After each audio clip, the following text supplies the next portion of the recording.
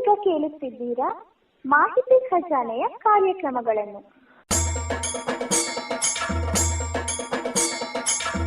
ಮಾಹಿತಿ ಖಜಾನೆಯಲ್ಲಿ ಈಗ ಸುಮಧುರ ವಿವಿಧ ವಾದ್ಯಗಳ ಪರಿಚಯ ಕೇಳಿ. ಸುಮಧುರ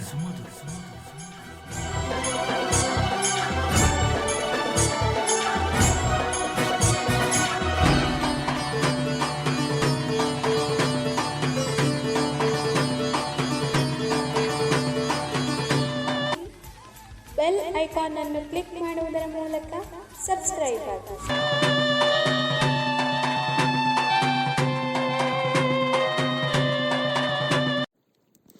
ಪ್ರೀತಿಯ ಸ್ನೇಹಿತರೆ, ತಮ್ಮೆಲ್ಲರಿಗೂ ನಮಸ್ಕಾರ. ಮಾಹಿತಿ ಖಜಾನೆಯ ಇವತ್ತಿನ ಈ ವಿಶೇಷ ಸಂಚಿಕೆಗೆ ಪ್ರೀತಿಯ ಸ್ವಾಗತವನ್ನು ಕೋರ್ತಾ ಇದ್ದೇನೆ. ನಿಮ್ಮೊಂದಿಗೆ ನಿಮ್ಮ ಗೆಳೆಯ ಶರತ್. ಈ ಹೊಸ ಕಾರ್ಯಕ್ರಮದಲ್ಲಿ ನಾವು ಕೆಲವು ಸಂಗೀತ ವಾದ್ಯಗಳನ್ನು ಪರಿಚಯ ಮಾಡಿಕೊಳ್ಳೋಣ. ಮುಖ್ಯವಾಗಿ ಸಂಗೀತ ವಾದ್ಯಗಳಲ್ಲಿ ಅನೇಕ ಪ್ರಕಾರಗಳಿದೆ. ಅವುಗಳು ತಮ್ಮದೇ ಆದ ವಿಶೇಷ ನಾದವನ್ನು ಹೊಮ್ಮಿಸೋದನ್ನು ನಾವು ಪ್ರಮುಖವಾಗಿ ಗಮನಿಸ್ತೇವೆ. ಮಾಹಿತಿ ಖಜಾನೆಯಲ್ಲಿ ಒಂದು ವಿಶೇಷ ಪ್ರಯತ್ನ, ಹಲವು ಮೂಲಗಳಿಂದ ಇನ್ನೂ ಉನ್ನತವಾದ ಹೆಚ್ಚಿನ ಮಾಹಿತಿಗಳನ್ನು ವಾದ್ಯಗಳ ಬಗ್ಗೆ ತಿಳಿಸುವಂಥ ಪುಟ್ಟ ಪ್ರಯತ್ನ. ಸೊ ಈ ವಾದ್ಯಗಳು ಅಂದ ತಕ್ಷಣ ನಮ್ಮೆಲ್ಲರ ಒಂದು ಚಿತ್ತ ಹೋಗುವಂಥದ್ದು ವಾದ್ಯವಾದಂತಹ ಶೆಹನಾಯಿ ಹತ್ರ. ಶೆಹನಾಯಿ ಅಂದ ತಕ್ಷಣ ನಿಮಗೆ ನೆನಪಾಗುವಂಥದ್ದು ಬಿಸ್ಮಿಲ್ಲಾ ಖಾನ್ ಅವರ ಒಂದು ವಾದನ. ಹಾಗಾದರೆ ಈ ವಾದನ ಇವೆಲ್ಲವೂ ಕೂಡ ಒಂದು ಗಾಳಿಯ ವಾದ್ಯ. ಈ ವಾದ್ಯವನ್ನು ನುಡಿಸ್ಬೇಕು ಅಂದರೆ ಉಸಿರು ಬಹಳಷ್ಟು ಇರಬೇಕು. ಹಾಗೆ ಯಾವುದೇ ಕಾಯಿಲೆಗಳು ಇಲ್ಲದೇ ಇರುವಂಥ ಹಾಗೆ ನೋಡ್ಕೋಬೇಕಾಗುತ್ತೆ. ಒಳ್ಳೆಯ ಅಭ್ಯಾಸ ಕೂಡ ಇಲ್ಲಿ ಪ್ರಮುಖವಾಗಿ ಬೇಕಾಗುತ್ತೆ. ಯಾಕಂದರೆ ಇಲ್ಲಿ ಶೆಹನಾಯಿ ನುಡಿಸುವಂಥ ಸಂದರ್ಭದಲ್ಲಿ ಅದು ಗಾಳಿ ವಾದ್ಯವಾಗಿರೋದ್ರಿಂದ ಯಾವುದೇ ತೊಂದರೆ ಇಲ್ಲದ ಹಾಗೆ ಇದನ್ನು ನುಡಿಸ್ಬೇಕಾಗತ್ತೆ. ಈ ಶೆಹನಾಯಿ ವಾದ್ಯ ಅಂದರೆ ಏನು ಅನ್ನೋದನ್ನು ಪ್ರಮುಖವಾಗಿ ತಿಳ್ಕೊಳ್ಳೋಣ. ನಂತರದಲ್ಲಿ ಶೆಹನಾಯಿ ವಾದ್ಯದ ಒಂದು ತುಣುಕನ್ನು ನಿಮಗೆ ಕೇಳಿಸುವಂಥ ಪ್ರಯತ್ನವನ್ನು ಕೂಡ ನಾನು ಮಾಡ್ತೀನಿ. ಅದಕ್ಕೂ ಮೊದಲು ಶೆಹನಾಯಿ ಅಂದ್ರೇನು, ಇದನ್ನು ಎಲ್ಲೆಲ್ಲ ಬಳಸ್ತಾರೆ ಅನ್ನೋದ್ರ ಬಗ್ಗೆ ತಿಳಿಯೋಣ. ಶೆಹನಾಯಿ ಇದನ್ನು ಸಾಮಾನ್ಯವಾಗಿ ಇಂಗ್ಲೀಷ್ನಲ್ಲಿ ಕ್ಲಾರಿನೆಟ್ ಅಂತ ಕರೀತಾರೆ. ಇದು ಸಾಮಾನ್ಯವಾಗಿ ಭಾರತೀಯ ಉಪಖಂಡದಲ್ಲಿ ಹುಟ್ಟಿಕೊಂಡಂತಹ ಒಂದು ವಾದ್ಯ ಅಂತ ಹೇಳ್ಬೋದು. ಇದನ್ನು ಸಾಮಾನ್ಯವಾಗಿ ಮರದಿಂದ ಇದನ್ನು ಮಾಡ್ತಾರೆ. ಒಂದು ತುದಿಯಲ್ಲಿ 2 ಜೊಂಡು ಇರುತ್ತೆ ಈ ಒಂದು ವಾದ್ಯದಲ್ಲಿ. ಅಂದರೆ ಒಂದು ತುದಿಯಲ್ಲಿ 2 ಜೊಂಡು ಇರುತ್ತೆ, ಮತ್ತೊಂದು ತುದಿಯಲ್ಲಿ ಲೋಹದ ಅಥವಾ ಮರದ 2 ಗಂಟೆಗಳು ಇರುತ್ತೆ ಇನ್ನೊಂದು ತುದಿಯಲ್ಲಿ. ಇದನ್ನು ಪ್ರಮುಖವಾಗಿ ಮಂಗಳಕರ ಸನ್ನಿವೇಶದಲ್ಲಿ ಬಳಸ್ತಾರೆ. ಅಂದರೆ ಮದುವೆಯ ಸಮಾರಂಭಗಳಲ್ಲಿ ಇದನ್ನು ಮುಖ್ಯವಾಗಿ ಬಳಸೋದನ್ನು ಪ್ರಮುಖವಾಗಿ ಗಮನಿಸ್ತೇವೆ. ಅಷ್ಟೇ ಅಲ್ಲದೆ 9 ಮಂಗಳಕರ ವಾದ್ಯದಲ್ಲಿ ಇದು ಕೂಡ ಒಂದು ಅಂತ ಹೇಳ್ಬೋದು. ಅಷ್ಟೇ ಅಲ್ಲದೆ ರಾಜರುಗಳು ತಮ್ಮ ಮಂಗಳಕರ ಒಂದು ಸಂದರ್ಭದಲ್ಲಿ ದರ್ಬಾರಿನಲ್ಲಿ ಈ ಒಂದು ವಾದ್ಯವನ್ನು ನುಡಿಸ್ತಾ ಇದ್ರು ಅಂತ ಹೇಳಿ ನಮಗಿಲ್ಲಿ ಪ್ರಮುಖವಾಗಿ ತಿಳಿದು ಬರುತ್ತೆ. ಶೆಹನಾಯಿ ದಕ್ಷಿಣ ಭಾರತದ ಒಂದು ನಾದಸ್ವರವನ್ನು ಹೋಲುತ್ತೆ ಅಂತ ಹೇಳ್ಬೋದು. ಅಂದರೆ ನಾದಸ್ವರ ದಕ್ಷಿಣ ಭಾರತದಲ್ಲಿ ನಾದಸ್ವರವನ್ನು ನುಡಿಸ್ತಾರೆ. ನಾದಸ್ವರದ ಬಗ್ಗೆ ನಿಮಗೆ ಮುಂದಿನ ಒಂದು ಎಪಿಸೋಡ್ನಲ್ಲಿ ನಿಮಗೆ ಮಾಹಿತಿಯನ್ನು ನಾನು ಖಂಡಿತವಾಗಲೂ ಕೊಡ್ತೀನಿ. ಅದಕ್ಕೂ ಮೊದಲು ಈ ಶೆಹನಾಯಿ ಅನ್ನುವಂಥದ್ರ ಬಗ್ಗೆ ಸ್ವಲ್ಪ ತಿಳ್ಕೊಳ್ಳುವಂಥ ಪ್ರಯತ್ನವನ್ನು ಮಾಡೋಣ. ಶೆಹನಾಯಿ ಅನ್ನುವಂಥದ್ದು ದಕ್ಷಿಣ ಭಾರತದ ಒಂದು ನಾದಸ್ವರವನ್ನು ಹೋಲುತ್ತೆ ಅಂತ ಹೇಳ್ತಾರೆ. ಅಷ್ಟೇ ಅಲ್ಲದೆ ಇದನ್ನು ಪ್ರಮುಖವಾಗಿ ಉತ್ತರ ಭಾರತ, ಪಾಕಿಸ್ತಾನ, ಇರಾನ್ ಮುಂತಾದ ದೇಶಗಳಲ್ಲಿ ಬಳಸೋದನ್ನು ಪ್ರಮುಖವಾಗಿ ಗಮನಿಸ್ತೇವೆ. ಇದು ಪ್ರಮುಖವಾಗಿ ಅದರಲ್ಲಿ ನಿಮಗೆ ಗಂಟೆ ಇರುತ್ತೆ ಅಂತ ಹೇಳಿದೆ. ಅದನ್ನು ಹೊರತುಪಡಿಸಿ ಸುಮಾರು 12ರಿಂದ 20 ಸೆಂಟಿಮೀಟರ್ ಉದ್ದದಲ್ಲಿ ರಂಧ್ರಗಳನ್ನು ಅಳವಡಿಸಿರ್ತಾರೆ. ಆ ರಂಧ್ರದ ಮೂಲಕ ಈ ಒಂದು ವಾದ್ಯವನ್ನು ನುಡಿಸೋದನ್ನು ನಾವು ಪ್ರಮುಖವಾಗಿ ಗಮನಿಸ್ತೇವೆ. ಅಂದರೆ ಆ 20 ಸೆಂಟಿಮೀಟರ್ ಉದ್ದದಲ್ಲಿ ಇರುತ್ತೆ ಇದು. ಇದರಲ್ಲಿ ಆ ರಂಧ್ರವನ್ನು ಏನು ಅಳವಡಿಸಿರ್ತಾರೆ, ಆ ರಂಧ್ರದ ಮೂಲಕ ನಾದವನ್ನು ಹೊಮ್ಮಿಸೋದನ್ನು ಪ್ರಮುಖವಾಗಿ ಗಮನಿಸ್ತೇವೆ. ಈ ಶೆಹನಾಯಿ ವಾದ್ಯ ಏನಿದೆ, ಇದನ್ನು ಮುಸಲ್ಮಾನರು ಪರಿಚಯಿಸಿದರು ಪ್ರಮುಖವಾಗಿ ಅಂತ ಹೇಳ್ತಾರೆ. ಅಂದರೆ ಇದೊಂದು ನಂಬಿಕೆ ಕೂಡ ಇದೆ.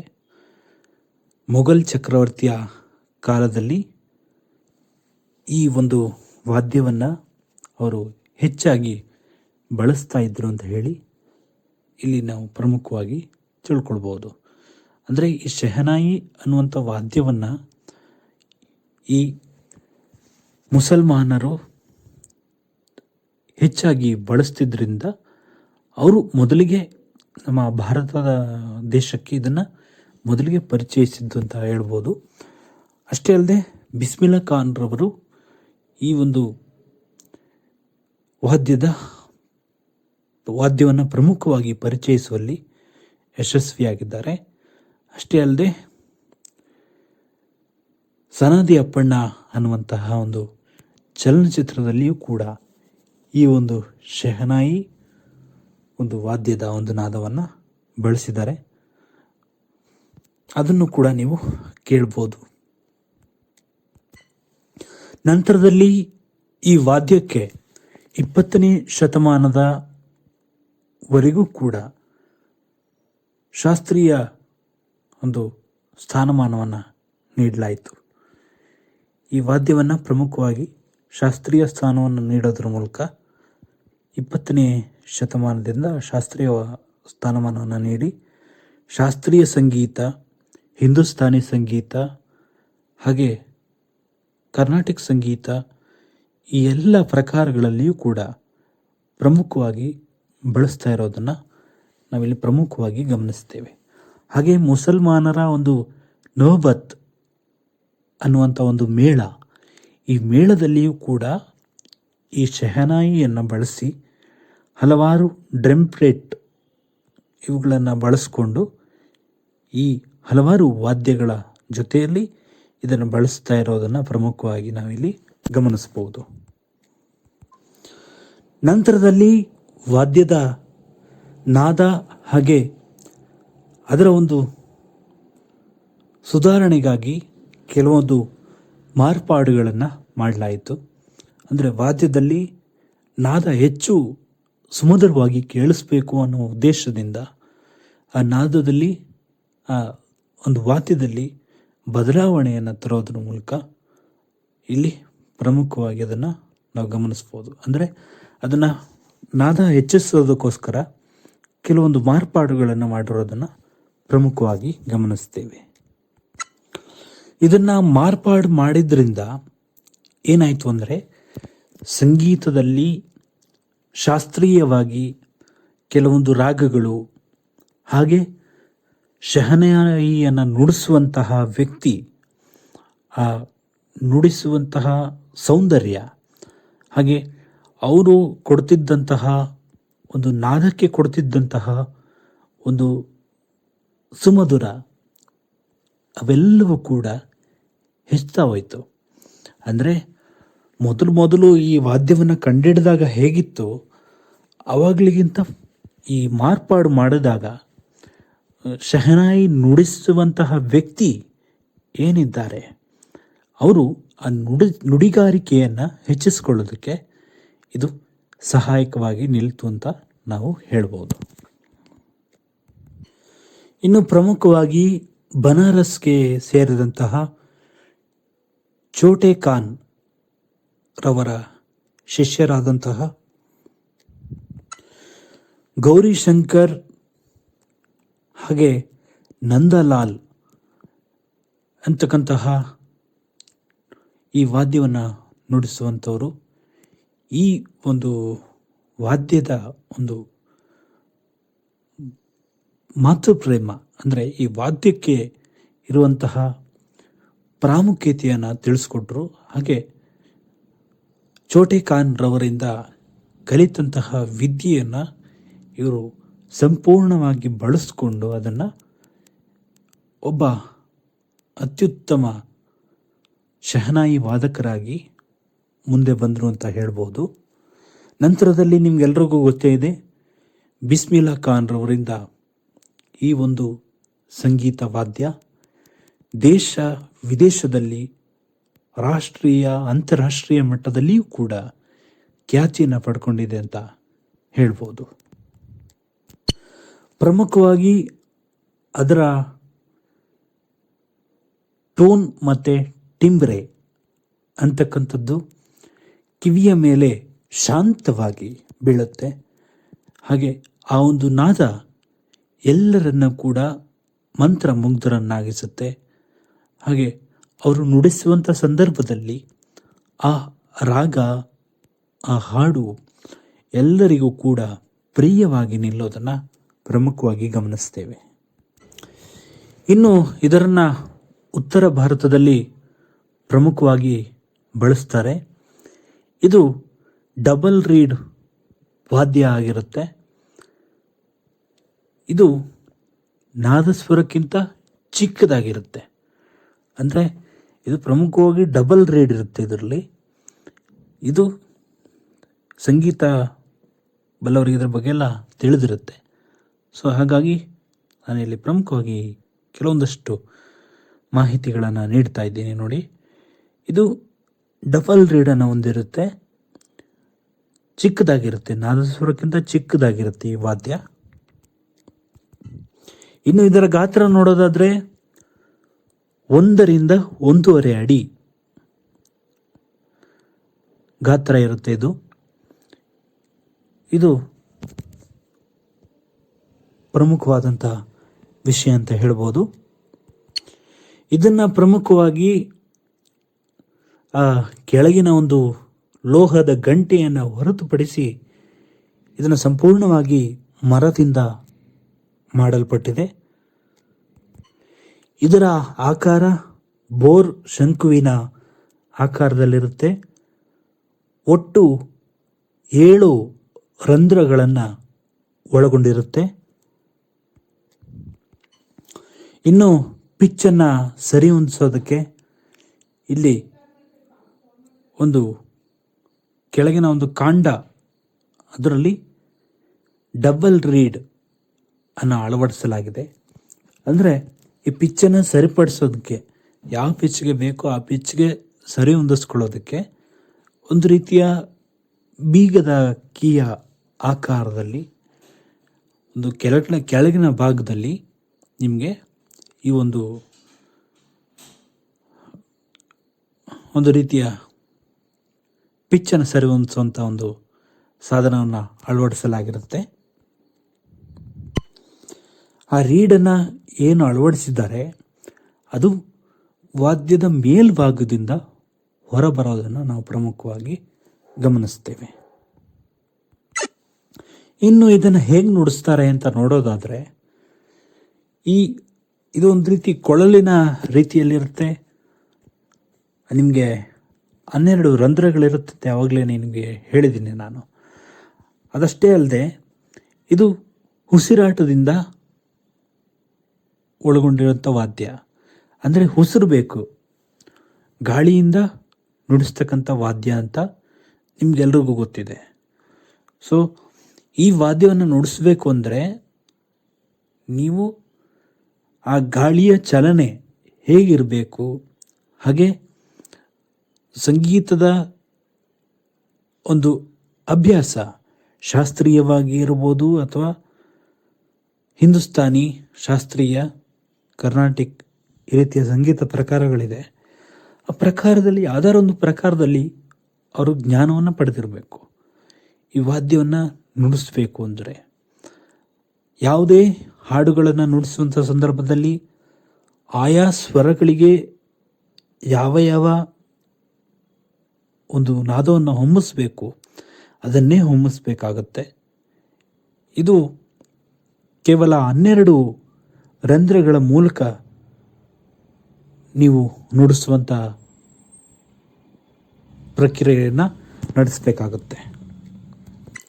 ಇಲ್ಲಿ ಪ್ರಮುಖವಾಗಿ ಬೆರಳಿನ ಚಲನೆ ಇದು ಬಹಳ ಮುಖ್ಯ ಆಗುತ್ತೆ. ಬೆರಳಿನ ಚಲನೆಯಿಂದ ಈ ಒಂದು ಸಂಗೀತ ವಾದ್ಯವನ್ನು ನುಡಿಸಬೇಕಾಗುತ್ತೆ. ವೇಗವಾಗಿ ನುಡಿಸುವಂಥದ್ದು, ನಿಧಾನವಾಗಿ ನುಡಿಸುವಂಥದ್ದು, ಇವೆಲ್ಲವನ್ನು ಕೂಡ ನಾವು ಕಲಿಬೇಕಾಗುತ್ತೆ. ಇತ್ತೀಚಿನ ಸಂದರ್ಭದಲ್ಲಿ ದುಗ್ಗಾಣಿ ಇದು ಒಂದು ವಾದ್ಯ, ಇದರ ಜೊತೆಗೆ ತಬಲವನ್ನು ಕೂಡ ಬಳಸಿಕೊಂಡು ಶಹನಾಯಿಯನ್ನು ನುಡಿಸೋದನ್ನು ನಾವು ಪ್ರಮುಖವಾಗಿ ಗಮನಿಸಿರ್ತೇವೆ. ನೀವು ಈ ಶಹನಾಯಿ ನುಡಿಸುವಂಥ ಸಂದರ್ಭದಲ್ಲಿ ಈ ಎರಡೂ ಒಂದು ವಾದ್ಯಗಳು, ಈ ವಾದ್ಯಗಳನ್ನು ಬಳಸ್ಕೊಂಡು ನಾವು ಶಹನಾಯಿಯನ್ನು ನುಡಿಸ್ಬೇಕಾಗುತ್ತೆ. ಬನಾರಸ್, ಇಲ್ಲಿ ನಿಮಗೆ ಶಹನಾಯಿಯನ್ನು ನುಡಿಸುವಂಥದ್ದು, ಅದರ ಪ್ರಕಾರಗಳು, ಅದನ್ನು ಹೇಗೆ ನುಡಿಸ್ಬೇಕು ಅನ್ನೋದ್ರ ಬಗ್ಗೆ ಎಲ್ಲ ತರಬೇತಿಯನ್ನು ನೀಡ್ತಾರೆ. ಅನೇಕರು ಇಲ್ಲಿ ಕಲಿತು ಉತ್ತಮ ಶಹನಾಯಿ ವಾದಕರಾಗಿ ಹೊರಹೊಮ್ಮಿರೋದನ್ನು ನಾವು ಪ್ರಮುಖವಾಗಿ ಗಮನಿಸ್ತೇವೆ. ಇನ್ನೂ ಅನೇಕ ಸಂಸ್ಥೆಗಳಿರ್ಬೋದು, ಆದರೆ ಇಲ್ಲಿ ಪ್ರಮುಖವಾಗಿ ಬನಾರಸ್ ವಿಶ್ವವಿದ್ಯಾನಿಲಯದ ಬಗ್ಗೆ ನಮಗೆ ತಿಳಿದು ಬಂದಿದೆ. ಹಾಗಾಗಿ ಈ ಒಂದು ವಿಶ್ವವಿದ್ಯಾನಿಲಯದಲ್ಲಿಯೂ ಕೂಡ ನಿಮಗೆ ಈ ಸಂಗೀತ ವಾದ್ಯವನ್ನು ನುಡಿಸುವಂಥ ಪ್ರಕ್ರಿಯೆಯನ್ನು ನಿಮಗೆ ತಿಳಿಸ್ಕೊಡ್ತಾರೆ. ಒಟ್ಟಾರೆಯಾಗಿ ಶಹನಾಯಿ ಅನ್ನುವಂಥದ್ದು ಈ ಭಾರತೀಯ ಮದುವೆಯ ಪರಂಪರೆಗಳಲ್ಲಿ ತನ್ನದೇ ಆದ ಮೋಡಿಯನ್ನು ಬೆಳೆಸ್ಕೊಂಡಿರೋದು ಪ್ರಮುಖವಾಗಿ ಗಮನಿಸಬೇಕಾದಂಥ ವಿಷಯ. ಅಂದರೆ ಮದುವೆಯ ಸಮಾರಂಭಗಳಲ್ಲಿ ಇದನ್ನು ಸಂಗೀತ ವಾದ್ಯ ಇದೇನಿದೆ ಶಹನಾಯಿ, ಇದನ್ನು ನುಡಿಸೋದಕ್ಕೋಸ್ಕರ ಶಹನಾಯಿ ನುಡಿಸುವವರನ್ನು ಕರೆಸಿ ಒಂದು ಅದ್ಭುತವಾದ ಮನೋರಂಜನೆಯನ್ನು ವಿವಾಹ ಸಮಾರಂಭಗಳಲ್ಲಿ ಇಂದಿಗೂ ಈಗಲೂ ಕೂಡ ಒದಗಿಸ್ತಾ ಇರೋದನ್ನು ನಾವು ಪ್ರಮುಖವಾಗಿ ಗಮನಿಸ್ತೇವೆ. ಆದರೂ ಕೂಡ ಇತ್ತೀಚೆಗೆ ಈ ಸ್ಯಾಕ್ಸೋಫೋನ್ಗಳು ಹಾಗೆ ನಾದಸ್ವರ ಇವೆಲ್ಲ ಬಂದು ಶಹನಾಯಿ ನುಡಿಗಾರಿಕೆಯ ಒಂದು ಜನರ ಸಂಖ್ಯೆ ಹೆಚ್ಚಿದ್ರೂ ಕೂಡ ಅಲ್ಲಿ ವಿವಾಹಗಳಲ್ಲಿ ಕೆಲವೊಂದು ಕಡೆ ಮಾತ್ರ ಈ ಒಂದು ಪರಂಪರೆಯನ್ನು ಉಳಿಸ್ಕೊಂಡಿದ್ದಾರೆ. ಆದರೆ ಎಲ್ಲ ಕಡೆಯೂ ಕೂಡ ಇದು ಬೆಳಿಬೇಕಾಗಿದೆ. ಇನ್ನೂ ಕೂಡ ಹೆಚ್ಚಿನ ಮಟ್ಟದಲ್ಲಿ ಶಹನಾಯಿಯನ್ನು ಮದುವೆ ವಿವಾಹ ಸಮಾರಂಭಗಳಲ್ಲಿ ಇನ್ನೂ ಹೆಚ್ಚಾಗಿ ಬಳಸಬೇಕಾಗಿದೆ ಅಂತ ನನಗೂ ಅನಿಸುತ್ತೆ. ಯಾಕಂದರೆ ಈಗ ಆಧುನಿಕವಾಗಿ ಬೆಳವಣಿಗೆಯನ್ನು ಆಗ್ತಾ ಇದ್ದಾಗೆ ಕ್ಲಾರಿನೆಟ್ಟು ಇದನ್ನು ಬಳಸೋದನ್ನು ಕಡಿಮೆ ಮಾಡ್ತಿದ್ದಾರೇನೋ ಅಂತ ಅನಿಸುತ್ತೆ. ಆದರೂ ಕೂಡ ಅಲ್ಲಿ ಕಂಡು ಬರುತ್ತೆ ಈ ಶಹನಾಯಿ ವಾದ್ಯ. ಇತ್ತೀಚೆಗೆ ನಿಮಗೆಲ್ರಿಗೂ ಗೊತ್ತಿದೆ ಸ್ಯಾಕ್ಸೋಫೋನ್ಗಳು ಹಾಗೆ ನಾದಸ್ವರ ಇವೆಲ್ಲವೂ ಕೂಡ ಬಂದು ಈ ಒಂದು ವಾದ್ಯದ ಪ್ರಾಮುಖ್ಯತೆಯನ್ನು ಸ್ವಲ್ಪ ಮಟ್ಟಿಗೆ ಕುಗ್ಗಿಸಿದೆ ಅಂತ ಹೇಳ್ಬೋದು. ಇನ್ನು ಭಾರತೀಯ ಸಂಗೀತ ವಾದ್ಯವಾಗಿ ಶೆಹನಾಯಿ ತನ್ನದೇ ಪರಂಪರೆಯನ್ನು ಉಳಿಸ್ಕೊಂಡಿದೆ. ಏರೋಫೋನಿಕ್ ಅನ್ನುವಂಥ ಒಂದು ವರ್ಗಕ್ಕೆ ಸೇರಿದಂತಹ ಒಂದು ವಾದ್ಯವಾಗಿರೋದನ್ನು ನಾವಿಲ್ಲಿ ಪ್ರಮುಖವಾಗಿ ಗಮನಿಸ್ತೇವೆ. ಇನ್ನು ಕೆಲವೊಂದು ನಂಬಿಕೆಗಳ ಪ್ರಕಾರ ಈ ಶೆಹನಾಯಿ ವಾದ್ಯವನ್ನು ಮದುವೆ ಇನ್ನಿತರ ಸಮಾರಂಭಗಳಲ್ಲಿ ಬಳಸೋದ್ರಿಂದ ಅದೃಷ್ಟವನ್ನು ತರುತ್ತೆ ಅಂತ ಹೇಳಿ ನಂಬಿಕೆ ಇರೋದನ್ನು ನಾವು ಪ್ರಮುಖವಾಗಿ ಗಮನಿಸ್ತೇವೆ. ಅದಕ್ಕಾಗಿಯೇ ನಮ್ಮ ಉತ್ತರ ಭಾರತದ ಯಾವುದೇ ಮದುವೆಗಳು ಅಥವಾ ಮೆರವಣಿಗೆಗಳಲ್ಲಿ ಶೆಹನಾಯಿಯನ್ನು ಪ್ರಧಾನ ವಾದ್ಯವಾಗಿ ಇಲ್ಲಿ ಬಳಸೋದನ್ನು ನಾವು ಪ್ರಮುಖವಾಗಿ ಗಮನಿಸ್ತೇವೆ. ಅಂದರೆ ಉತ್ತರ ಭಾರತದಲ್ಲಿ ಮದುವೆಗಳು ಇನ್ನಿತರ ಯಾವುದೇ ಕಾರ್ಯಕ್ರಮಗಳಿದ್ರೂ ಕೂಡ ಶೆಹನಾಯಿಯನ್ನು ಪ್ರಮುಖ ವಾದ್ಯವಾಗಿ ಬಳಸ್ತಾ ಇರೋದನ್ನು ನಾವು ಇಂದಿಗೂ ಕೂಡ ಅಲ್ಲಿ ಗಮನಿಸ್ಬೋದು. ಇನ್ನು ಈ ಶೆಹನಾಯಿಯನ್ನು ನುಡಿಸುವಾಗ ಹಲವಾರು ರಾಗಗಳ ಬಗ್ಗೆ ಅರಿವು ಮೂಡಿಸ್ಕೊಂಡಿರೋದು ಬಹಳ ಮುಖ್ಯ ಅಂತ ಕೆಲವೊಂದಷ್ಟು ವಿದ್ವಾಂಸರುಗಳು ಹೇಳ್ತಾರೆ. ಅಷ್ಟೇ ಅಲ್ಲದೆ ಈ ವಾದ್ಯವನ್ನು ನುಡಿಸುವಂಥ ಸಂದರ್ಭದಲ್ಲಿ ಅರ್ಧ ಸ್ವರ, ಪೂರ್ಣ ಸ್ವರ ಇದರ ಬಗ್ಗೆ ನಾವು ತಿಳ್ಕೊಂಡಿರೋದು ಬಹಳ ಪ್ರಮುಖವಾದಂತಹ ಒಂದು ವಿಷಯ ಅಂತಲೇ ಹೇಳ್ಬೋದು. ಅಂದರೆ ಅರ್ಧ ಸ್ವರವನ್ನು ಹೇಗೆ ನುಡಿಸ್ಬೇಕು, ಪೂರ್ಣ ಸ್ವರವನ್ನು ಹೇಗೆ ನುಡಿಸ್ಬೇಕು, ಹಾಗೆ ಒಂದು ರಾಗವನ್ನು ಹೇಗೆ ನುಡಿಸ್ಬೇಕು, ಯಾವ ಒಂದು ವಿಧದಲ್ಲಿ ನುಡಿಸ್ಬೇಕು, ಅದು ಹೇಗೆ ನಮಗೆ ಕೇಳಿಸುತ್ತೆ, ಇದರ ಬಗ್ಗೆ ಎಲ್ಲ ತಿಳುವಳಿಕೆಯನ್ನು ಮೂಡಿಸ್ಕೊಂಡು ಒಬ್ಬ ಉತ್ತಮ ಶೆಹನಾಯಿ ವಾದಕರಾಗಿ ಬೆಳೆಯೋದಕ್ಕೆ ಸಾಧ್ಯ ಇದೆ. ಇದನ್ನು ಪ್ರಮುಖವಾಗಿ ಶಾಸ್ತ್ರೀಯ ಹಾಗೂ ಲಘು ಸಂಗೀತಗಳಲ್ಲಿ ಈ ಒಂದು ವಾದ್ಯವನ್ನು ಬಳಸ್ತಾರೆ ಅಂತ ನಾವು ಪ್ರಮುಖವಾಗಿ ಇಲ್ಲಿ ತಿಳ್ಕೊಳ್ಬೋದು. ಈಗ ನಿಮಗಾಗಿ ಶೆಹನಾಯಿಯ ಒಂದು ತುಣುಕು ಕೇಳಿ.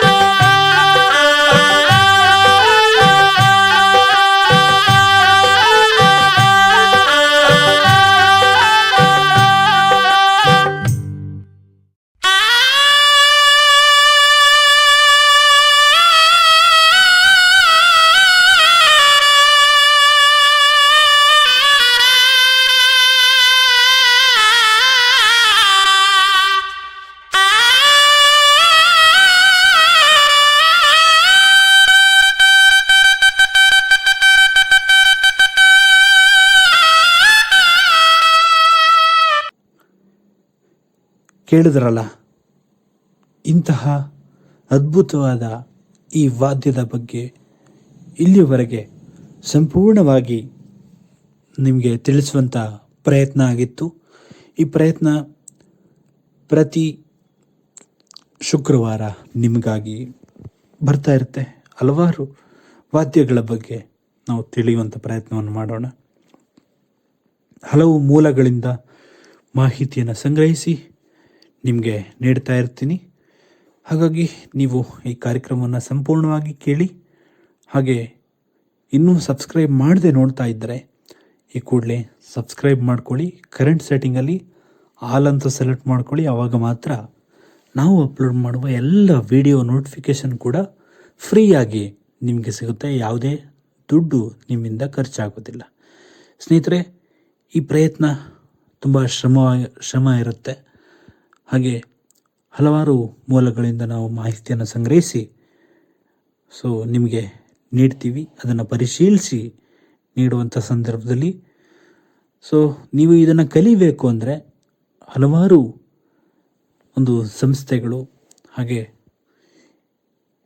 ಇನ್ನೂ ಅನೇಕ ವಿದ್ವಾಂಸರುಗಳ ಬಳಿ ಇದನ್ನು ನೀವು ಕಲಿಬೋದು.